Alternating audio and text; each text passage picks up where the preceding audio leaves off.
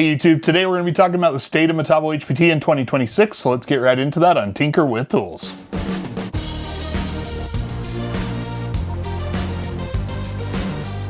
Now, over the first few years of this channel, I actually would routinely feature Metabo HPT as a brand every 2 to 3 months. But over the last 2 years, I have not even made one single video about this brand. And the reason for that is pretty simple. I personally became a bit disinterested in the brand. Well, recently I finally picked up their new T-Power tabless battery, and I've started to kind of see, okay, maybe there is something here that I want to talk about.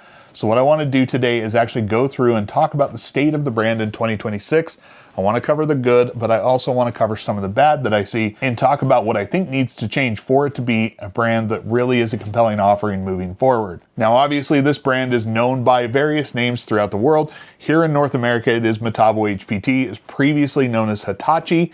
But then you'll also see a couple of tools that I have that are HiKOKI. That's because that's what the brand is known as elsewhere in the world. But for the most part, I am going to be referring to the brand here in North America because I do think that elsewhere in the world, they've got a little bit better plan moving forward. But let's go ahead and just talk about Metabo HPT and kind of the offering here in North America. Now, first and foremost, the tool offerings are actually one thing that they do really well. Whether you're talking about some of their drills, I've got kind of their mid-tier brushless offering, and then also their top tier 18 volt and 36 volt drills that are here. All three of those drills are really nice, and although they may not be the top of the performance food chain, they definitely are a competitive top tier brand. And even the mid-tier offering is pretty competitive when you start putting it up against some of the smaller, more compact options that are out there on the market. Impact drivers are another thing that I think their impact drivers are kind of universally praised up to a certain point. What I mean by that is they go with their triple hammer design, which is going to be unique to their brand. And for the most part, when you're using it on a smaller fastener, I do think that it leads to a very smooth, nice experience using the tool. But as soon as you start putting up onto something a little bit more stubborn, I think that's where you start to get some erratic performance and even some skipping that we've seen on other channels that have investigated it more closely. But overall, the impact drivers are nice. I just think there's limitations to when I would prefer to be using this as a primary tool. Now, some of the other tools that I've used over the years that I do think also work really well, this is going to be their 36 volt recip saw. Given the fact that this is now at this point 4 to 5 years old, I think it's still pretty competitive performance-wise. It's just maybe not as nice to use as some of the newer, more modern saws, but still really awesome. Now, also, I actually have been using a Hitachi miter saw ever since I first bought my very first miter saw. I first got a 12-inch non-sliding miter saw, and then within a year or two, I upgraded to my current miter saw, which is still going to have the Hitachi name, but it's basically identical to their 12-inch sliding Metabo HPT miter saw. I just have a slightly older version of it. They were also one of the first to offer a cordless 1/2-inch router, and this router is honestly pretty nice to use. It may not be the most powerful that I've used, but it's honestly one of the nicer, more compact versions. And given that I can run both 1/4-inch and 1/2-inch router bits while still being able to have the integrated plunge base and have just an overall decently compact tool, it's really awesome and nice to use. And then one of the big categories that I have actually never owned one of their cordless versions of is going to be their nail guns. This is one area where they're still known to be kind of class leading in a lot of different areas. And with their recent announcement of some of the nail guns they're going to be coming out with later this year, I'm actually really excited for this and do intend to buy that into that new nail gun platform that they are going to be releasing. If you don't know what I'm talking about, go ahead and check out the video that Caleb Ross or 731 Woodworks did. It's got some really interesting, cool features and definitely some performance that's worth checking out. The other thing they do well with is the multi-volt platform. What I mean by that is they offer both 18 volt tools, like this impact driver right here or this drill, and 36 volt tools, pretty much everything else here on the table. Those tools will not run on their 18 volt batteries alone, but instead you need to be running something like this multi-volt battery, which is designed to work on either 18 volt or 36 volt. They also have the corded power adapter for something like a cordless miter saw or a cordless table saw that allows you to have wall power when it's available, but then you can also still use your batteries. Overall, the multi-volt platform is really good. Now, the next thing I think that's worth talking about is their warranty program. See, they have a lifetime warranty as long as they're making the tool. So for example, this impact driver that you can still purchase and is still featured on their website, but is easily 10 years old at this point, you can go ahead and still get warranty coverage on this tool because they're still making it. The day they stop making it, that's when my warranty coverage will end. But everything I have on the table, even the very first tools that I ever purchased, is going to still be covered under their warranty. And although it's maybe not as advertised as some other brands that have lifetime service agreements or things like that, maybe not as convenient to get replacements, it is nice to know that I can get warranty coverage on my tools as long as they're being made.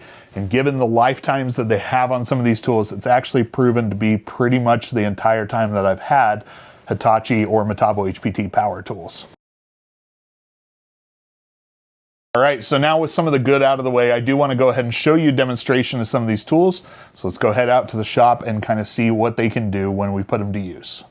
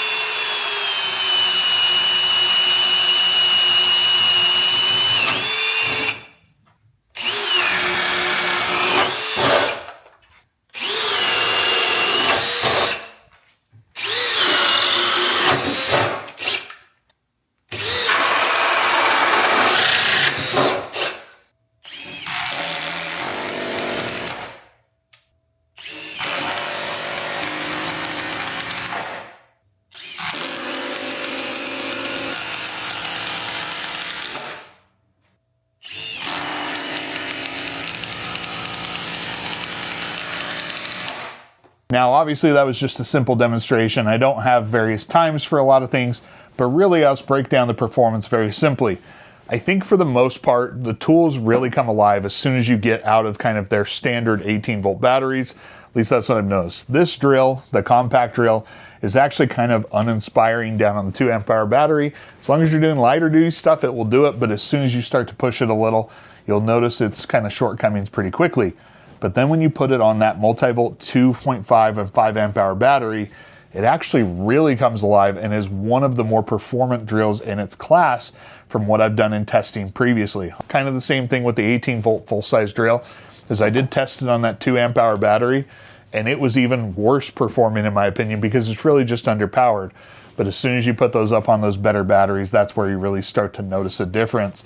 Now, obviously, one of the batteries we've been testing over the last little while is going to be their new tabless T-Power battery. And right now, you can pick this up through a couple of different retailers for as little as $119. And honestly, for a tabless battery in today's market, I'm unaware of a brand that offers it at a more compelling value. But when you put these tools on that tabless battery, once again, the performance is just pretty awesome. The 36-volt drill, I did a short last week where we compared it to the Makita XGT on its tabless battery, and the Metabo HPT was the better feeling drill. It actually was the more performant drill. It's really impressive what it can do.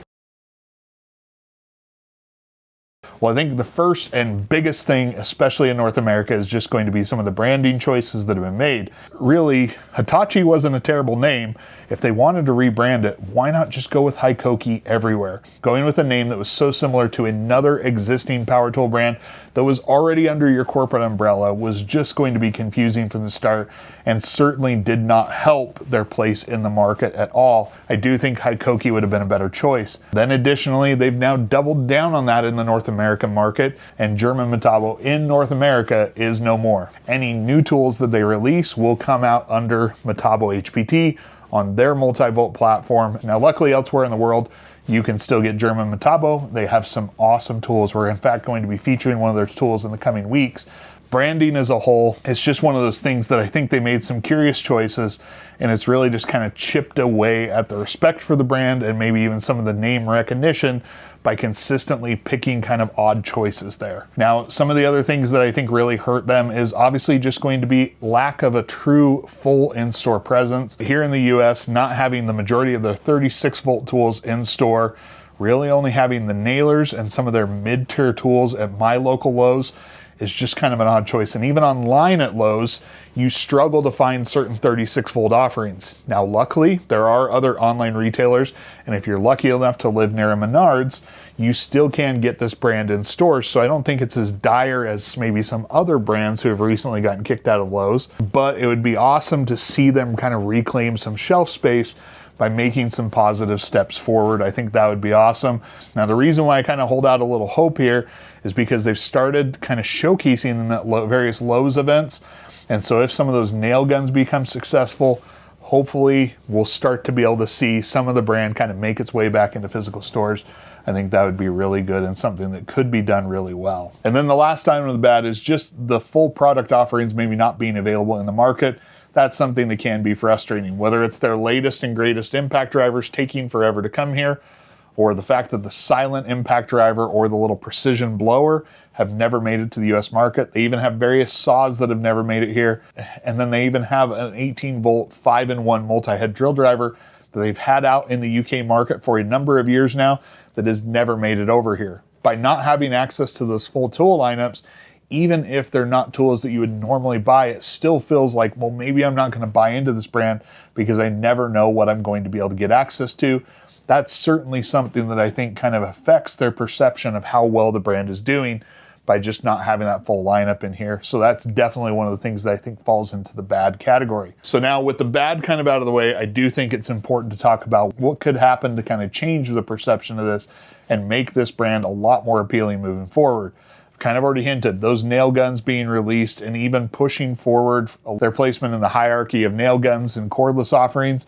If they really can deliver on everything they're saying and they can really kind of put everyone else on notice, I think that will definitely do well towards contributing to the overall success of the brand. As people turn to them for those nail gun offerings, they might start to check out other tools. So new offerings and new product offerings are certainly going to go a long way.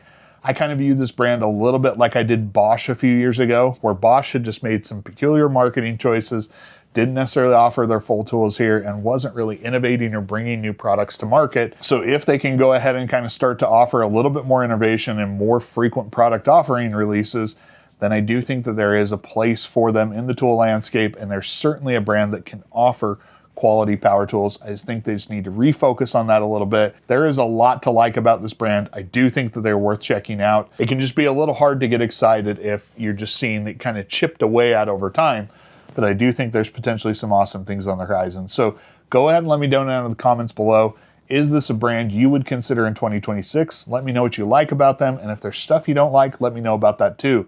If you like this video, go ahead and hit that like button. And then as always, if you haven't already, please consider subscribing and make sure to turn on notifications so you get notified when I put out a new video. Thank you for your support, and until next time, I will catch you on Tinker with Tools.